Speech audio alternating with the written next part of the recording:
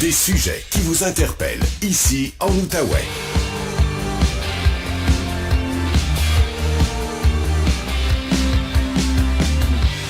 Voici Louis-Philippe Brûlé. Bon, alors on est de retour avec notre microbiologiste Patrick Filion.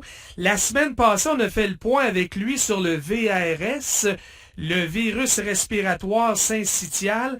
Cette semaine, on va commencer par une mise à jour sur la fameuse COVID qui fait moins peur, mais qui circule toujours abondamment. Salut Patrick! Salut LP! On en parle moins dans l'actualité, puis c'est correct, Patrick, mais il y a un nouveau variant qui est déjà très présent en Europe et qui gagne du terrain ici, le BQ1.1. Qu'est-ce qu'on devrait savoir sur ce variant-là?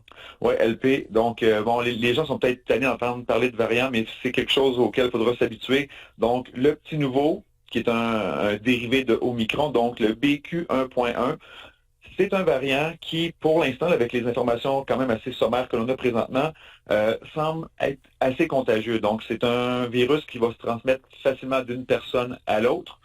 On n'a pas encore beaucoup d'informations quant à sa virulence. Donc, est-ce qu'il va nous rendre plus ou moins malades? Pour l'instant, je ne pense pas que c'est une préoccupation majeure, mais c'est quand même quelque chose à surveiller comme tous les variants que l'on surveille, à savoir si la transmission, donc, elle semble être confirmée qu'elle est plus rapide, mais la virulence, c'est tout le temps ça un petit peu qui nous effraie, surtout avec donc là, le temps froid et tout, puis déjà nos hôpitaux sont surchargés, donc on surveille la situation de près, mais pour l'instant, avec l'information que l'on a, ça ne semble pas être un virus là, qui est pire que ses prédécesseurs. Il y a une étude chinoise qui semble démontrer que ce variant-là, donc le BQ1.1, serait particulièrement résistant au vaccin. Est-ce que c'est quelque chose qui devrait nous inquiéter, ça? Ben, faut prendre en compte une chose importante dans l'étude chinoise, c'est que eux, donc, ont fait l'étude basée sur les vaccins qu'ils utilisent. Donc, ils n'utilisent pas les mêmes vaccins que nous. Donc, nous, c'est surtout les vaccins ARN, le Pfizer, Moderna de ce monde.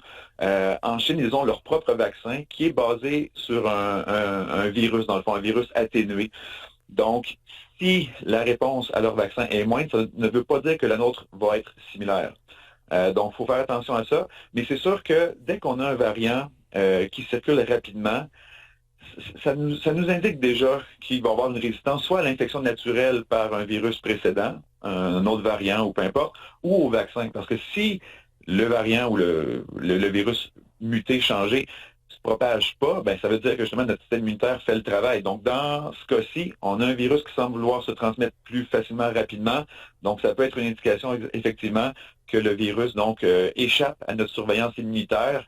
Donc, notre système immunitaire qui produit des anticorps contre les variants précédents, contre le vaccin, pardon. Donc, il y a peut-être une petite façon de s'échapper. Mais encore une fois, est-ce que les vaccins nous protègent contre les formes plus graves? Donc ça restera à vérifier. Mais c'est toujours ça la grande question. Toi, Patrick, là, oui. es-tu surpris de où la COVID-19 est rendue? Où ce virus-là est rendu par rapport, mettons, à nos discussions ou vos prévisions du début de pandémie?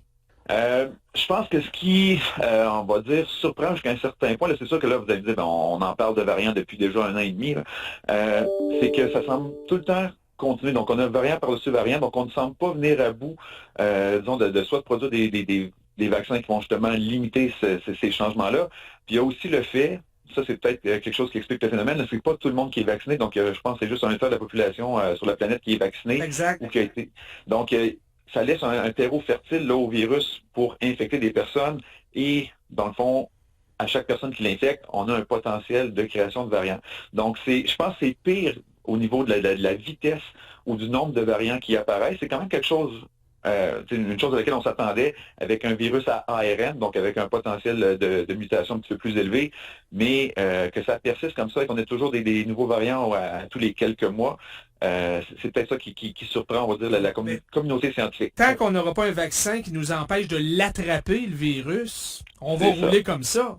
C'est ça, parce que pour l'instant, même si je suis vacciné avec mes 4 doses, je peux être infecté quand même. Oui, ça va me limiter les effets graves, mais étant un vecteur, disons, potentiel quand même du virus, ça n'exclut pas la possibilité que moi-même, même si je suis vacciné ou j'ai été infecté par le passé, que je soit l'incubateur dans lequel un variant pourrait apparaître. Exact. Donc, il y a vraiment des améliorations à apporter là, au niveau des vaccins et tout ça, de notre compréhension de la maladie, mais quand même, on n'est pas, encore une fois, là, à la même réalité qu'il y a 2 ans, mais Oui, c'est une pandémie qui est particulière. On compare à d'autres pandémies par le passé qui finissaient par disparaître souvent d'elles-mêmes sans la médecine moderne et tout ça. C'est sûr que là, maintenant, on est beaucoup plus nombreux. Donc, il y a plein de facteurs qui sont différents, mais généralement, les pandémies finissaient par disparaître. Là, ça semble s'étirer dans le temps. Je pense que la COVID va toujours être avec nous, mais on espère là, que justement les futurs variants soient plus bénins.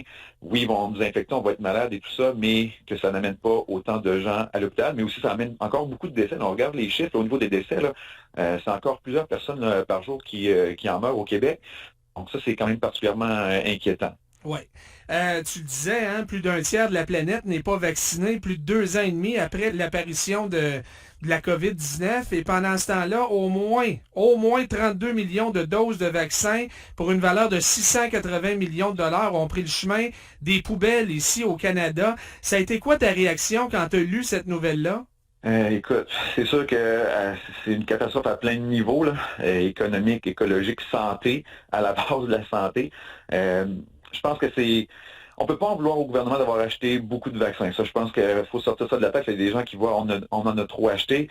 C'est peut-être pas ça le problème, c'est peut-être la gestion qu'on en a fait, puis les prévisions qui ont été peut-être un petit peu moins bien calculées, en ce sens où on aurait dû, avec un approvisionnement là, qui était quand même régulier, on aurait pu prévoir, dans le fond, peut-être les dates de péremption dans les mois à venir, donc peut-être justement assurer un partage de ces vaccins-là. On se rappellera que le Canada avait promis des millions de doses avec l'effort COVAX.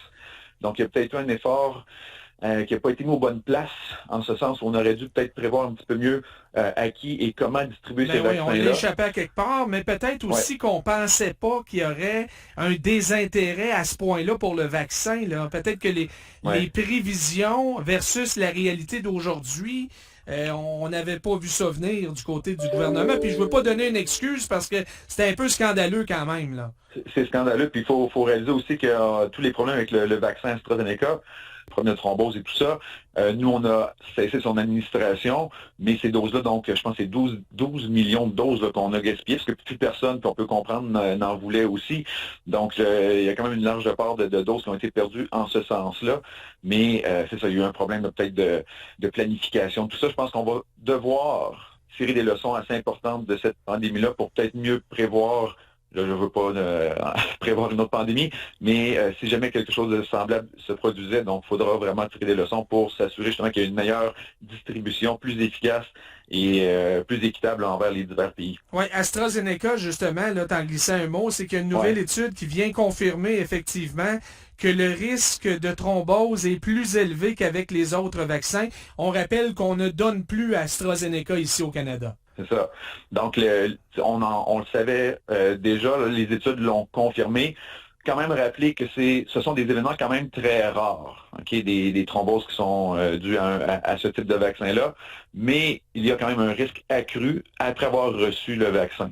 Donc, on parlait, je pense, de 800 cas sur quelques millions de personnes. Donc, c'est un événement rare, mais il y a quand même une incidence plus élevée que les autres types de vaccins. Donc, cette étude-là le confirme. Puis, c'était justement c'est ce qui explique en partie justement pourquoi on a été pris avec ces stocks-là de vaccins et qu'on a malheureusement dû les détruire. Là, je pense que c'est une douzaine de millions de doses. C'est épouvantable. Ça, c'est juste nous. Là. C'est peut-être d'autres pays aussi qui ont fait la même chose. Donc, c'est des doses qui ne serviront pas, qui ne protégeront pas personne. Mais je pensais qu'on le donnait encore dans certains pays sous-développés où, à défaut d'avoir autre chose, certains pays vont quand même le recevoir, vont l'administrer, mais il y a des pays qui l'ont tout simplement refusé aussi. Donc, on ne veut pas faire là, ce qu'on appelle du vaccine dumping, donc de se débarrasser dans le fond de nous les vaccins que l'on ne veut plus, puis qu'on va espérer que tout le monde va tendre la main avec plaisir. Donc, je pense qu'il faut partager les vaccins qui sont peut-être plus efficaces aussi, qui ont fait leur preuve et qui présentent moins de risques justement de thrombose. Mais c'est ça, ça a été un petit peu, si on revient au point initial là, du gaspillage de vaccins, ça a été une catastrophe assez majeure. En terminant, c'est une première en plus de 20 ans. Patrick, on a assisté à une hausse des cas de tuberculose l'an dernier à travers le monde. Qu'est-ce qui explique ça? Oui, je pense que c'est encore une fois le contexte pandémique qui fait en sorte que peut-être les soins de santé qu'on devait prodiguer aux gens qui attrapent la tuberculose n'ont pas été aussi efficaces. peut-être l'administration, justement, il y a un vaccin aussi contre la tuberculose. Puis là, peut-être juste rappeler aux gens, la tuberculose, c'est pas une infection virale, c'est une infection bactérienne qui va affecter particulièrement les poumons, pas juste les poumons, mais particulièrement les poumons. Puis c'est une infection qu'on retrouve beaucoup là, en Asie du Sud-Est et en Afrique.